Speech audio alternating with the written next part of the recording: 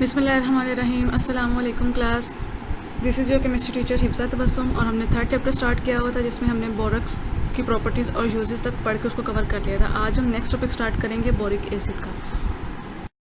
अगर हम टोटल बात करें तो हमारे पास 4 इंपॉर्टेंट बोरिक एसिड होते हैं जिनमें है हमारे पास ऑर्थोबोरिक एसिड, टेट्राबोरिक एसिड, मेटाबोरिक एसिड और पायरोबोरिक एसिड। लेकिन जो ऑर्थोबोरिक एसिड है जिसे हम कॉमनली बोरिक एसिड भी कहते हैं वो बहुत ज़्यादा स्टेबल और इम्पॉर्टेंट है। बाकी जो 3 एसिड हैं इसके टेट्राबोरिक एसिड, मेटाबोरिक एसिड और पायरोबोरिक एसिड ये सिर्फ सॉलिड स्टेट में स्टेबल होते हैं, लेकिन अगर हम इनका सोल्यूशन बनाएं तो ये बोरिक एसिड में यानी कि ऑर्थोबोरिक एसिड में कन्वर्ट हो जाते हैं। आपके सामने रिएक्शन मौजूद है मेटाबोरिक एसिड, टेट्राबोरिक एसिड और पायरोबोरिक एसिड। जब वाटर में सोल्यूशन बना रहे हैं तो वो बोरिक एसिड में कन्वर्ट हो रहे हैं क्योंकि वो स्टेबल नहीं होते सोल्यूशन की फॉर्म में, लेकिन सॉलिड स्टेट में स्टेबल है। बोरिक एसिड की बात करें तो ये वाइट क्रिस्टलाइन सॉलिड है और ट्राइक्लिनिक इसकी शेप होती है। अगर इसकी सोलिबिलिटी की बात करें तो ये वाटर में टेम्परेचर की वेरिएशन से इसकी सोलिबिलिटी जो है वो वेरी करती है। 2.6% सोलबल होता है 40 डिग्री सेल्सियस पे, स्पेरिंगली सोलबल है, बहुत कम। लेकिन अगर हम हॉट वाटर की बात करें तो हॉट वाटर में ये रेडली डिसोल्व होता है। एग्जांपल आपके सामने कि 107 डिग्री सेल्सियस पे 37% इसकी सोलिबिलिटी है। ये जो टेम्परेचर के साथ सोलिबिलिटी की वेरिएशन है इनको हम यूज़ करते हैं इसकी बोरिक एसिड की सेपरेशन और प्योरिफिकेशन टेक्निक्स में, ठीक है। अब हम देखते हैं प्रिपरेशन कमर्शियल स्केल पे। पहले हम देखेंगे कोलमेनाइट से इसकी प्रिपरेशन। कोलमेनाइट हमारे पास क्या है, हमारे पास ये एक नेचुरल मिनरल है। कौन सी मिनरल है? कैल्शियम बोरेट की। कैल्शियम बोरेट की इस मिनरल कोलमेनाइट को हम बॉइलिंग वाटर के अंदर सस्पेंड करते हैं और वहाँ से हम सल्फर डाइऑक्साइड को पास करते हैं। बॉइलिंग वाटर के अंदर कोलमेनाइट को सस्पेंड करने के बाद सल्फर डाइऑक्साइड को पास किया, बोरिक एसिड जो है वो सोल्यूशन से सेपरेट हो जाता है और जो अदर प्रोडक्ट्स हैं वो सोल्यूशन के अंदर रह जाती हैं। ये देखें कोलमेनाइट, इसमें सल्फर डाइऑक्साइड को जब पास किया बॉइलिंग वाटर में सस्पेंड करते हुए तो हमारे पास कैल्शियम सल्फेट जो है वो सोल्यूशन में रह गया और बोरिक एसिड जो है वो हमें सेपरेट आउट हो गया सोल्यूशन से, जो कि हमें ऑब्टेन हो गया कमर्शियल स्केल पे। बोरक्स से प्रिपरेशन की बात करें तो कंसनट्रेटेड सोल्यूशन ऑफ बोरक्स को हम प्रिपेयर करते हैं और फिर उसमें हम सल्फ्यूरिक एसिड की कंसनट्रेटेड सल्फ्यूरिक एसिड की कैलकुलेटेड क्वांटिटी यानी कि पूरी एक कैलकुलेटेड अमाउंट हम डालते हैं और हमारे पास जो है वो बोरिक एसिड के क्रिस्टल बन जाते हैं। देखें बोरक्स को हमने सल्फ्यूरिक एसिड के साथ ट्रीट किया, हमारे पास बोरिक एसिड बना प्लस हमारे पास Na2SO4 सोडियम सल्फेट बना। कंसनट्रेटेड सल्फ्यूरिक एसिड के साथ अगर हम बोरक्स को ट्रीट करें तो हमारे पास जो है वो बोरिक एसिड बनता है प्लस सोडियम सल्फेट बनता है। ये थे इसके 2 प्रिपरेशन के मेथड, कोलमेनाइट से और बोरक्स से। नेक्स्ट आ जाता है हमारे पास प्रॉपर्टीज़ का टॉपिक। तो बोरिक एसिड जो है वो वाइट लस्ट्रस क्रिस्टलाइन सॉलिड है। लस्ट्रस होता है चमकदार सतह वाला। इसकी सॉफ्ट सोपी टच यानी कि जैसे सोप होता है हमारे पास उस तरह का टच होता है इसका। कोल्ड वाटर में बहुत कम सोलबल होता है लेकिन हॉट वाटर में फेयरली सोलबल है। जब इसकी स्टीम बन जाती है तो वो वोलेटाइल होती है। वोलेटाइल का मतलब ये कि अगर उसको हम विदाउट लिड रखेंगे, ढक्कन के बगैर रखेंगे तो वो इवेपोरेट हो जाता है हवा में। जैसे हमारे पास आम हम कॉमन एग्जांपल देखें तो सिपरेट की एग्जांपल होती है या जो नेल पेंट रिमूवर हम यूज़ कर रहे थे वो भी वोलेटाइल होता है। इथाइल अल्कोहल के साथ मिल के बोरिक एसिड इथाइल बोरेट बनाता है जो कि आपके सामने रिएक्शन मौजूद है।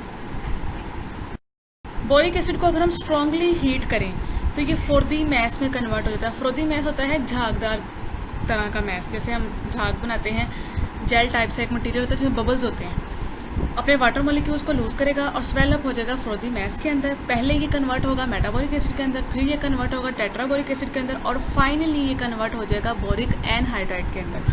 100 डिग्री सेल्सियस पे जब हीट किया तो मेटाबोरिक एसिड बना, 140 पे किया तो टेट्राबोरिक और जब रेड हॉट पे हम इसको हीट कर रहे हैं तो बोरिक एनहाइड्राइड बना है। अपना वाटर लूज करके ये फ्रोदी मैस बनाता है स्वेल अप होके।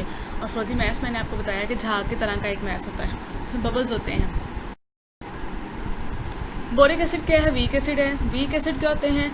जो कम आयोनाइज होते हैं, तो ये वाटर के अंदर बहुत कम आयोनाइज होगा और ये मोनोबेसिक एसिड है। मोनोबेसिक एसिड का मतलब ये है कि इसको न्यूट्रलाइज होने के लिए एक बेस चाहिए होती है, ठीक है। इसके सोल्यूशन का मिथाइल ऑरेंज पे कोई इफेक्ट नहीं है। मिथाइल ऑरेंज बेसिकली हमारे पास एक इंडिकेटर है जिसको हम जब हम प्रैक्टिकल्स करेंगे तो हम टाइट्रेशन टेक्निक्स में यूज़ करेंगे, ठीक है। वीक एसिड होने की वजह से इसका मिथाइल ऑरेंज पे कोई इफेक्ट नहीं होता, इसको कलर को चेंज नहीं करता, उसको डीकलराइज नहीं करता, लेकिन ये ब्लू लिटमस पेपर को रेड कर देता है क्योंकि ये एसिड है। अगर हम इसको न्यूट्रलाइज करें कास्टिक सोडा कहते हैं NaOH को, तो ये हमें बोरक्स देता है। बोरिक एसिड को हमने NaOH के साथ रिएक्ट किया तो हमें क्या मिला? बोरक्स मिला प्लस वाटर मिला, न्यूट्रलाइज हो गई। ये न्यूट्रलाइजेशन रिएक्शन है। अगर हम बोरिक एसिड को सोडा ऐश Na2CO3 के साथ न्यूट्रलाइज करें तो भी हमें बोरक्स मिलता है, कार्बन डाइऑक्साइड मिलती है प्लस वाटर मिलता है। बोरिक एसिड एक वीक एसिड है, ठीक है। वीक एसिड होने की वजह से इसको हम टाइट्रेट नहीं कर सकते। टाइट्रेशन बेसिकली एक टेक्निक होती है जिसमें हम एसिड को बेस के साथ टाइट्रेट करते हैं, ठीक है। बोरिक एसिड वीक एसिड है, इसको हम बेस के साथ टाइट्रेट नहीं कर सकते यूजुअल मैनर में, जो हमारे पास एक सेट पैटर्न होता है उसके अकॉर्डिंग। लेकिन अगर हम इसमें ग्लिसरॉल ऐड कर देंगे तो इसको हम टाइट्रेट कर सकेंगे अल्कली के साथ। और हम इंडिकेटर कौन सा यूज़ करेंगे, फिनोल्फ्थालीन इंडिकेटर यूज़ करेंगे, ठीक है। ये टेक्निक होती है जिसमें हम एसिड, बेस और इंडिकेटर यूज़ करते हैं, ठीक है। एसिड को हमने या तो बेस के अगेंस्ट न्यूट्रलाइज करना होता है या बेस को एसिड के अगेंस्ट न्यूट्रलाइज करना होता है यूजिंग इंडिकेटर। लास्ट टॉपिक है यूजेस ऑफ बोरिक एसिड का। तो ये मेडिसिन में यूज़ होता है, एंटीसेप्टिक के तौर पर यूज़ होता है, डस्टिंग पाउडर जैसे टाल्कम पाउडर होता है उसे कहते हैं। बोरिक ऑइंटमेंट होता है, ये जो क्रीम्स वगैरह हम यूज़ करते हैं ना, जब हमें एलर्जी या कोई इन्फेक्शन वगैरह हो जाए तो ये जो हम ट्यूब्स में क्रीम्स यूज़ करते हैं, इन्फेक्शन क्रीम्स, उनको बोलते हैं। बोरिक सोल्यूशन को हम यूज़ करते हैं एज एन आई वाश। ये पोट्री में यूज़ होता है, ये जो मिट्टी के बर्तन हम बनाते हैं उनमें एज अ ग्लेज, जो उसके ऊपर हम एक कोटिंग लगा रहे होते हैं ना, एक लस्ट्रस सी कोटिंग लगा रहे होते हैं, एक चमकदार उसकी फाइनल कोटिंग कर रहे होते हैं, उसे ग्लेज कहते हैं, ठीक है। ये ग्लेज के तौर पर यूज़ होता है क्योंकि जो इसके ग्लेज हैं वो ज़्यादा यूजेबल हैं और सिलिकेट ग्लेजेस से ज़्यादा इंपॉर्टेंट होते हैं और उनका इफेक्ट भी ज़्यादा अच्छा होता है। इनका जो एक्सपेंशन कोएफिशिएंट है वो ज़्यादा होता है, हायर होता है। और ये कैंडल इंडस्ट्री में भी यूज़ होते हैं फॉर स्टिफनिंग ऑफ विक्स। जो हमारे पास कैंडल होती है वो बेसिकली विक्स की बनी होती है, तो विक्स को स्टिफन करने के लिए, सख्त करने के लिए भी इसको हम यूज़ करते हैं कैंडल इंडस्ट्री के अंदर।